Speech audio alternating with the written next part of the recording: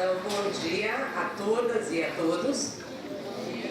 Mais forte, gente. Bom dia. Bom dia. Ótimo, excelente. Então, eu gostaria de agradecer, em primeiro lugar, imensamente ao convite do Saulo e do Núcleo Regional de Educação, em nome da Dani, de toda a equipe que preparou esse momento maravilhoso para vocês, né? Então, vai ser um prazer estar com vocês, né, na parte da manhã e depois, acredito, com um outro grupo na parte da tarde, né? Então, para mim é sempre um prazer poder falar sobre assuntos que nós vamos estar tratando hoje, que vocês sabem que é sobre a questão de identidades de raça, ou seja, falar sobre racismo, preconceito e discriminação no ambiente de sala de aula e no ambiente escolar, ao qual vocês fazem parte, porque vocês são agente 1 e agente 2, é isso, né? Ótimo, estão em contato com alunos o tempo inteiro, né? E com professores também, com a comunidade, com todo o sistema da escola, né? Então, para mim é um prazer enorme. Eu tenho trabalhado com essas temáticas já faz mais de quase que 15 anos, então para mim sempre é um prazer enorme estar trabalhando com questões que tenham a ver e que a gente possa pensar e possa trazer de fato uma sociedade que seja mais justa, mais igualitária e que respeite a diversidade de uma forma como um todo, né? Então vai ser nessa tonalidade que a gente vai ter essa conversa, né? Então a conversa vai girar em torno de uma hora e pouquinho, e depois eu abro para vocês fazerem as perguntas e os questionamentos de vocês daí, certo? Então a gente começa pensando um pouco o porquê que essa temática, né? Falar sobre racismo, discriminação, preconceito, por que tem sido algo tão importante, e o que tem ocorrido e como isso está acontecendo, né? Então, como vocês podem ver lá em cima, né? Nós temos, eu coloquei algumas imagens para vocês de como as discussões têm ocorrido e o que tem ocorrido, né? Então aqui vocês podem ver várias imagens, né? Nós temos ali a primeira, que vai falar orientações pedagógicas, história e cultura afro-brasileira e indígena, né? Então é um evento que ocorreu, né, no Brasil. Uma outra é Semana da Consciência Negra, né? Consciência Negra, uma história de luta. E vocês devem estar acostumados que no dia 20 de novembro, por estarem na escola, o quanto que a escola celebra o dia 20 de novembro, né? Que é o dia da consciência negra, né? Então essa é uma das questões. A outra é Seminário Nacional de Africanidades e Afrodescendência, um outro evento que ocorreu também. Aí nós temos ali Dia Internacional de Luta pela Eliminação da Discriminação Racial, que é o dia 21 de março, né? Nós temos também o Seminário de Mulheres Negras. Então aqui eu trouxe alguns exemplos, né, do que vem ocorrendo no Brasil sobre esse tema nos últimos 10 anos, que intensificou muito por conta da Lei 10.639, que eu acredito que vocês já devam ter escutado, né? Que é a lei que torna obrigatório o ensino da história e cultura afro-brasileira dentro do contexto escolar, né? Que foi em 2003 que foi implantada, né? Então, desde lá, nós temos tido grandes debates, muitas palestras, muitos eventos, para que de fato possam ser esclarecidas essas questões com relação às questões de diversidade étnico-racial dentro do contexto escolar, sobre preconceito, discriminação e racismo, né? Aí eu trouxe mais uma outra imagem ali, que vai falar um pouco de seminário de gênero e etnia. Quando a gente fala gênero, né, hoje quando a gente quer discutir as questões de discriminação, preconceito com relação homem e mulher, a gente traz a nomenclatura gênero, né? Então, essa é uma nomenclatura nova que tem sido utilizada, né? Então, por isso que está ali gênero.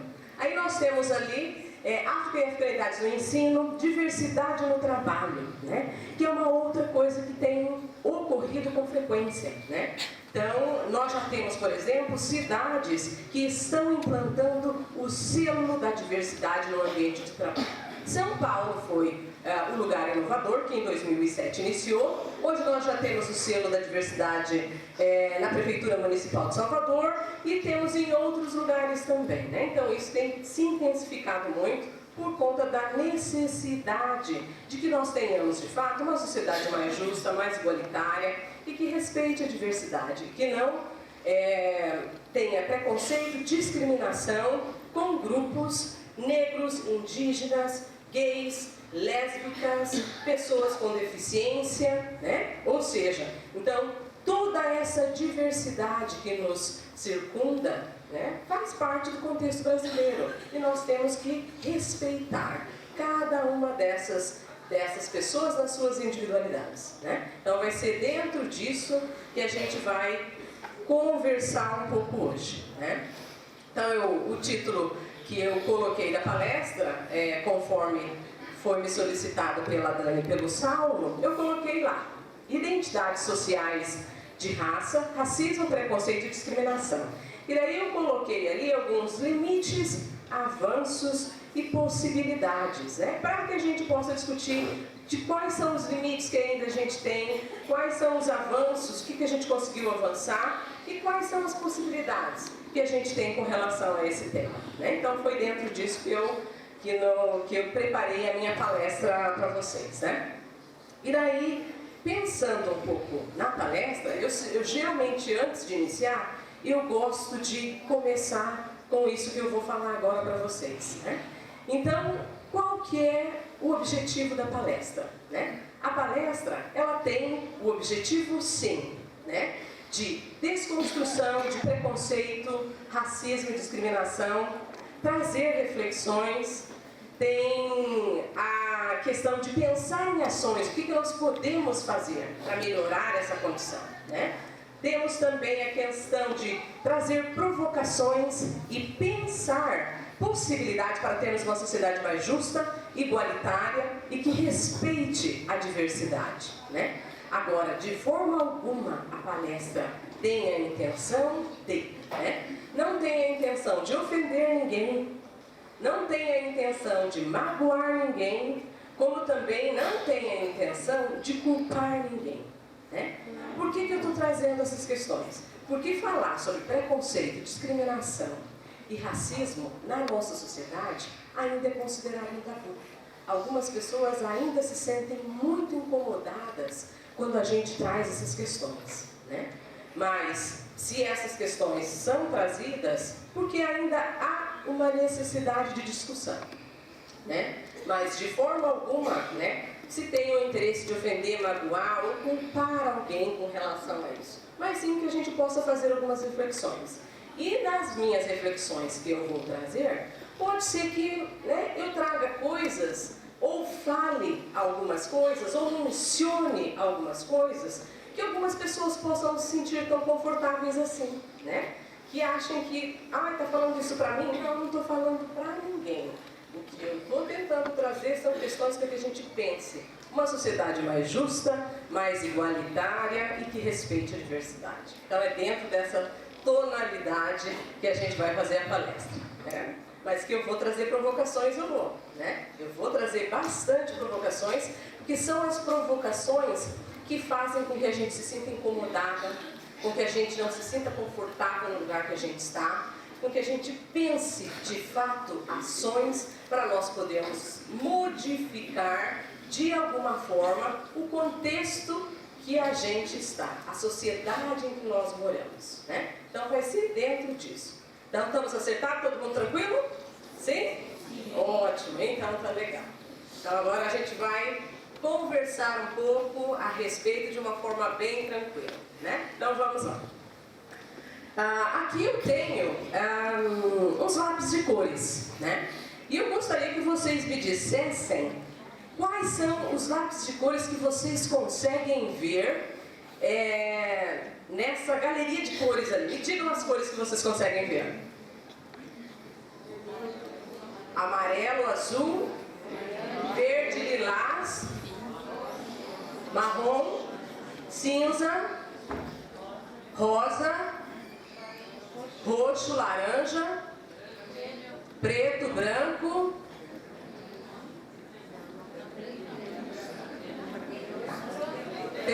tons de rosa. Ok. Verde escuro, então. Se não é preto, é verde escuro. O que mais? Prata. É? Essa cor aqui, ó, que cor que é? Rosa. Bege. O que mais? Tem outra cor?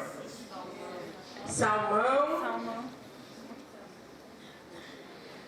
Alguém mais tem uma outra cor para essa cor?